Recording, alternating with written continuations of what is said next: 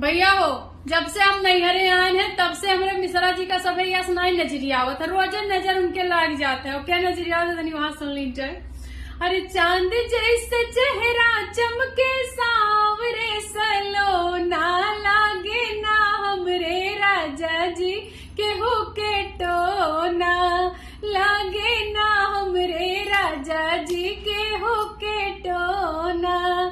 जाए जब बजरिया निहारेली बनिनिया जाए जब बजरिया निहारेली बनिनिया सन की लगावे पड़ोसन मलिनिया सन की लगावे पड़ोसन मलिनिया रोजे बुलावे सुना